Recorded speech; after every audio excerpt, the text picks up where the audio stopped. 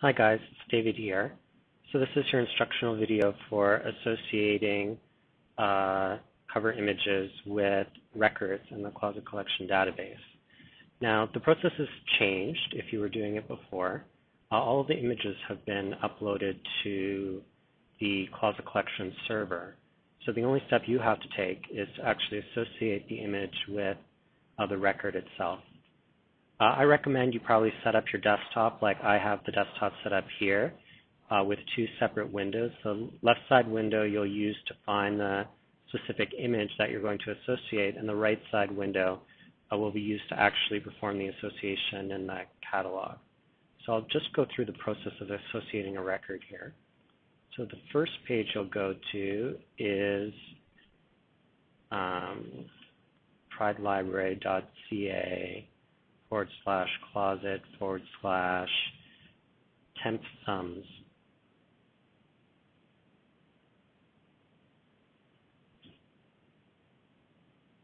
Okay, so you can see that what was previously on the desktop in the Pride library has been uploaded to this server. All the images are organized by call number according to our convention. So in this other window, I'd like you to go to just pridelibrary.ca/closet, which will bring up the catalog.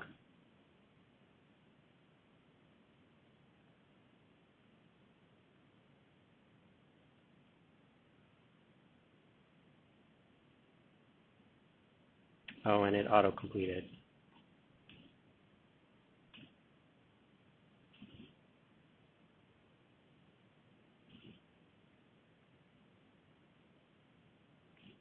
Okay, so you have the closet collection page.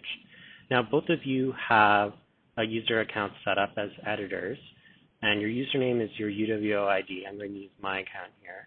The password for all these accounts is pridelib. You can go in and change that if you like. Okay, so now I can open up a record and actually perform the association. By default now, the records are being sorted by call number, which corresponds to how the images were taken. I'm going to just pick a few records at random to show you what the process will be. Let's just do this first record. Now, you'll notice that there are some duplicate titles. So just ensure that you associate the right image with each of the titles. At some point in the future, we're going to either show copy numbers or merge these records together, but for the time being, just associate the different image with each record. Okay, and then you click on the Edit tab.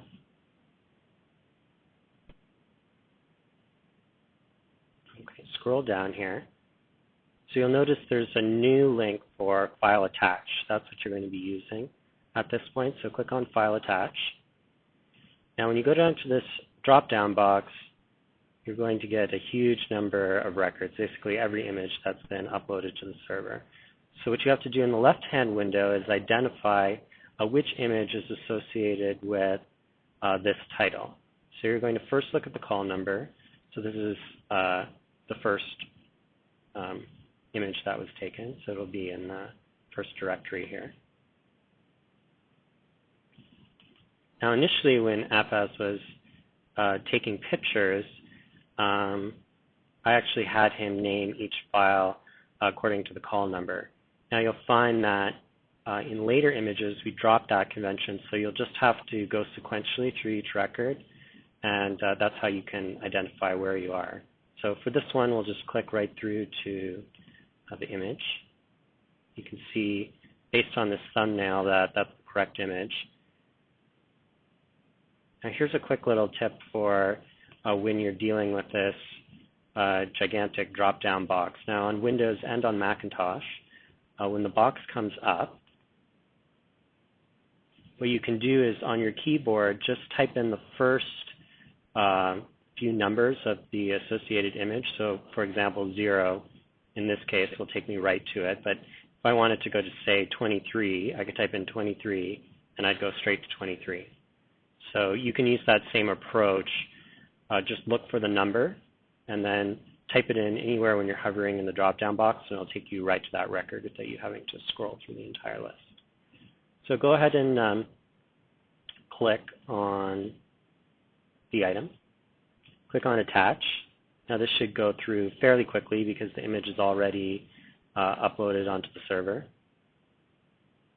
Okay, so you can see the little thumbnail. You know that it was the right image.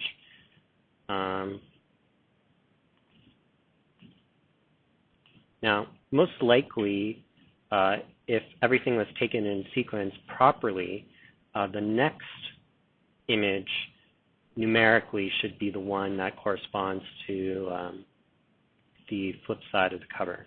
So I'm going to try and do that. I'm going to make that assumption. Click on File, Attach. Okay, and then number 1, the next one in the sequence. Attach.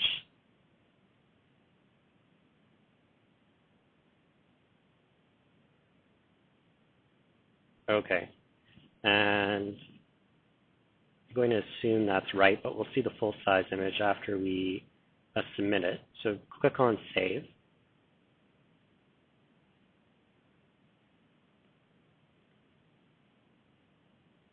Okay, so it says the record's been updated. Great. So you can see the front cover image. And yeah, this is the correct rear cover image as well. So this was image 0, image 1. Okay. Okay. Let's do another record just for demonstration purposes. Let's assume that you were working from the end versus working from the beginning. So let's open up this last directory.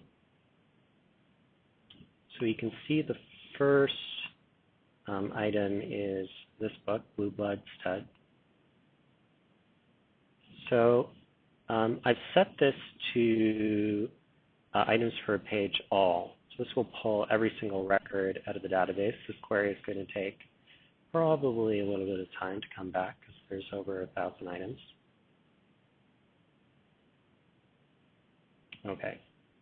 So now you can just use the search box to find blue.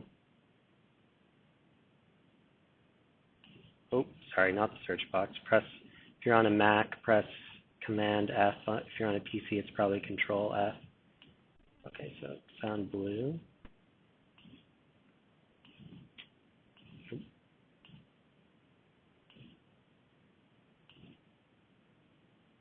There we go. So there's Blue Blood Stud, and you see that the call number matches up correctly. Now, what I recommend you do when you're updating records is you don't want to have to reload this page every time, and you want to keep your place in the page because you're going to be doing these records sequentially. So what you can do is click Control, or I believe on a Mac it'll be Command on the record, and that will open it up in a new tab, keeping your space on the original listing. So you can bring that up and then click Edit. Oop, I clicked on the wrong one. Go back.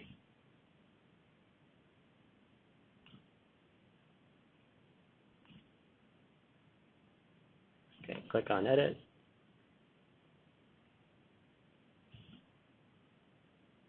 Okay, so we can see from over here the image ID is 1848.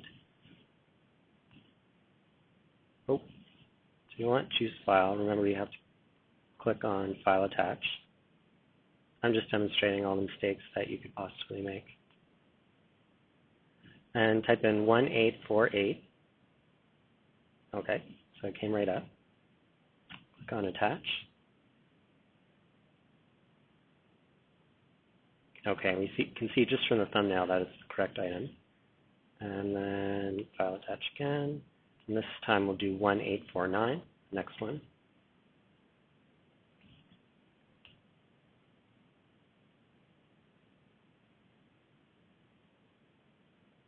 Okay, that looks like it's probably the matching cover. So let's click on Save.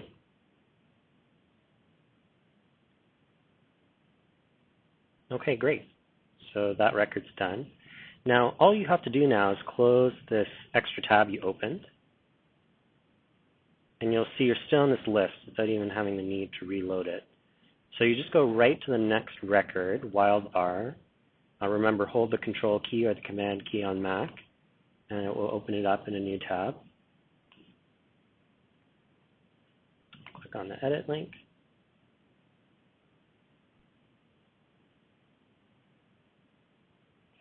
File attach. So we know that we did 4849, so the next one we'll do is 1850.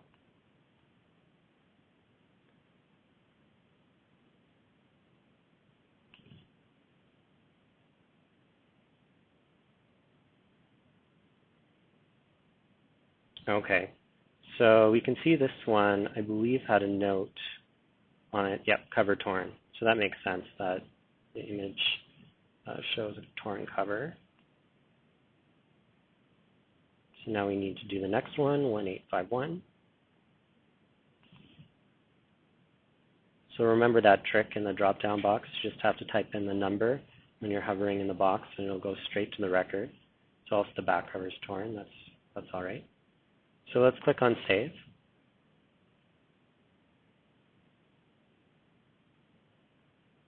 Okay, great. So the images are associated. Now, you would just proceed through the directory sequentially. And if you use this approach where you just bring up the entire list, where you do the query all, and do them each sequentially, opening each one up in a new tab and then closing the tab, I think that will make your workflow the most efficient it could be. Now, the goal is for you to do at least 60 records an hour. I'm going to take a look at your work study hours just to hopefully make sure you're meeting that metric. That means you have to do 1 record a minute. I think that when you're going at full swing, you'll be able to do much more than 1 record per minute, but I just want to set that as a minimum benchmark for you. Now, we are having a meeting this Friday for the library science students. So I'd like both Afaz and Dylan listening to this to try and do as much as you possibly can this week. That would be great.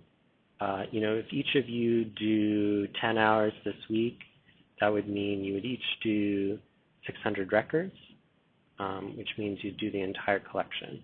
So, I don't think it's unreasonable to expect that you could actually do it all within 1 week's time. So I'm going to sign off now. If you have any questions, please do email me ASAP. One other thing I wanted to mention is when this was in beta and Dylan was working on it, some database errors were coming up. Now, I've tried to iron all those bugs out, but if you do see any database errors, any weird error messages, what I'd like you to do is take a screenshot. You can hit print screen on a PC to do that. There's some way to do it on a Mac. You'll have to look it up. Anyway, take a screenshot of it, email it to me, and stop working immediately. I don't want you to continue updating the database with new images. If there's a database error, it can mean the database is corrupt.